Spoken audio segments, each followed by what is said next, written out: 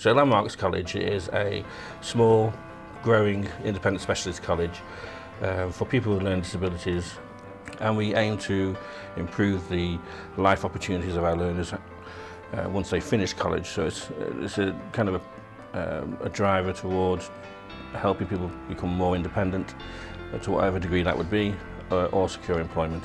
And we've done that, we've achieved that by having a number of innovative delivery models, such as the pub that we're sat in here today, that helps learners learn real life skills in a real life environment, specifically for hospitality and catering. We've done the same for land-based and animal care up in Eckington, where we have a farm, and we work with 50 employers across the region that place our learners in real environments doing real work. Your move to reposition Landmarks works very closely in alignment with the local authority's desire to have a more outcome-focused commissioning approach.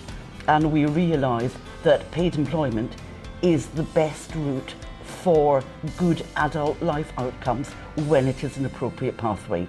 And what Larry and Landmarks are doing is really setting the bar for what good looks like. We started off with, I think, 8 in the first year that we did it. Yeah, we did. You know, and 3 years later, we've done 30. Yep. We worked with 30 learners, and the vast majority have secured employment.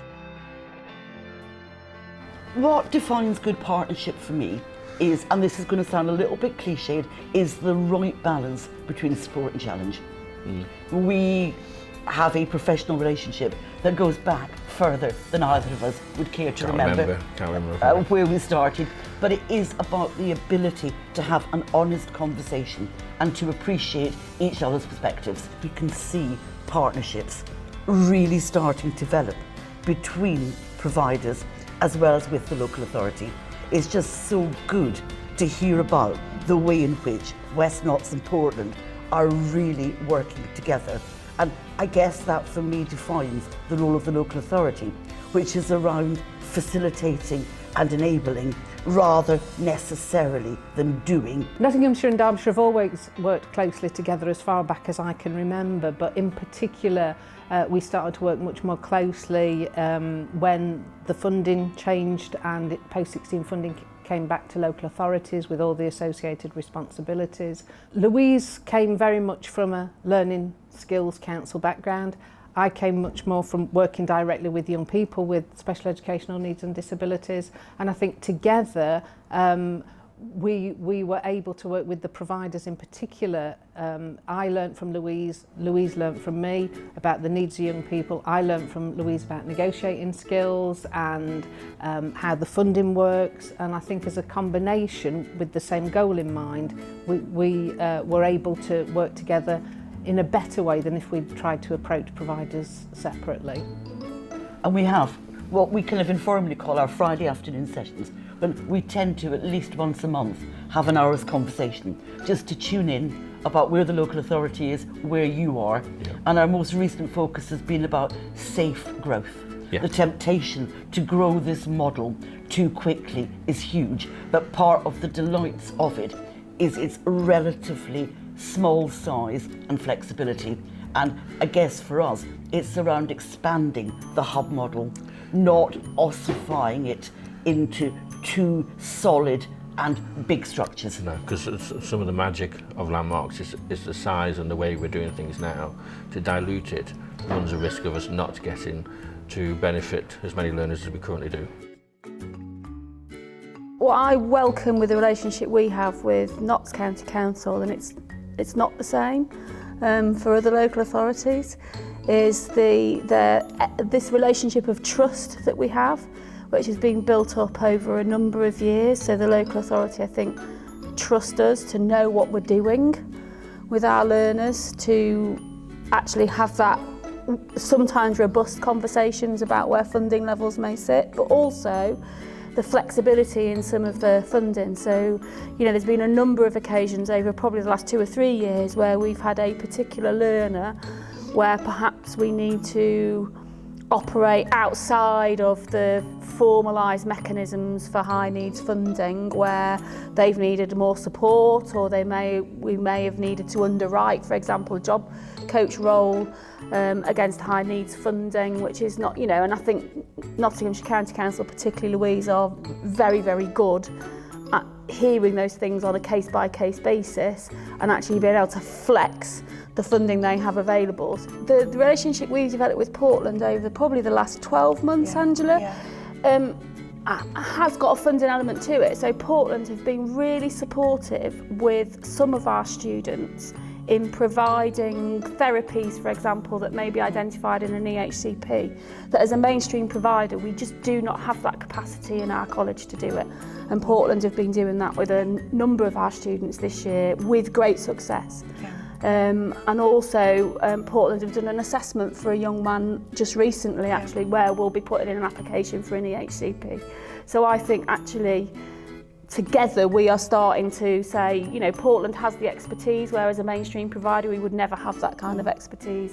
And so we'll draw on Portland and fund them through our high needs claim to provide that specialist support for us. And the local authority are cool with that.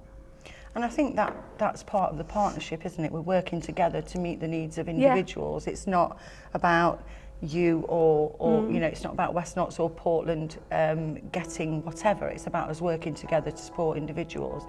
And one of the other things I think we're talking about is developing some of your staff with some of the basic skills around communication and positive behaviour support, which again will make a difference to those individuals that you have that are high needs in the organisation. And the other great thing about Landmarks is because it's not too big, it retains a flexibility and an adaptability, which from a commissioning perspective works really well. I mean, I spoke to you, about a year ago, about some gaps we had in the market around the Nottingham, Nottinghamshire conurbation, that's the city and surrounds. Yeah, absolutely. I mean, we've always had a curriculum about independence, and with the same message of delivering a curriculum that makes a difference, we will take the curriculum to the home localities of the learners, because if the learners become more independent, they need to do that where they live, not where the college is. So we were grateful for those conversations, because it challenged the curriculum to deploy across the region. And actually we have more learners off-site learning than we do on-site, and our outcomes are better for it because it's more realistic. Learners are developing real skills in real life situations. The Employability Grant was awarded by the government to local authorities specifically to develop supported internships, to expand the number and increase the footprint. We've used that funding, and I still have some of it tucked away, to develop links with employers, and we sourced external expertise on that, and also to deliver a programme to engage with providers and support them to develop their capacity. That's been hugely beneficial to a small provider like us, that you've been able to offer places for that rather expensive supported systematic instructor training. Because like you say, it's actually the key to successful placements, having that knowledge when you're supporting people in the workplace. And also, your consultant has come round and is, as a college, we only know what we know. So actually having some discussions with somebody who's done it before, a lot of years, has lots of stories to tell us about how it works well elsewhere. That's been invaluable to helping shape how we go forward. There is something here about not reinventing the wheel. We had a cohort of learners last year that left, who started with us, and we never actually thought employment would be a realistic outcome for them. We thought they'd be more independence based. But actually, when we exposed them to working with employers in the real world, they actually have chosen to use their PA funding. That's lovely. I really love that model. Continue working there. So we're supported voluntary. We end up having to categorise that and it's excellent because the learners are having a routine in their lives. They're engaging with people, unfamiliar people. So all those softer skills are still being maintained and developed. But that was a surprise to us about how ambitious the learners are for themselves once they've been given sight of what's possible. And being part of their communities, that sense of being integrated and feeling a sense of belonging and self-worth. You can't necessarily measure it, but golly, can you feel it, can't you, Larry? Yeah, absolutely. This is too important not to do. So knowing where you can get top-level buy-in and success, or doing it in a way develops a momentum. And once that momentum, as Landmarks has demonstrated, once you set that ball rolling, there is a kind of force behind it, and then the young people and their families actually themselves become your most powerful advocates.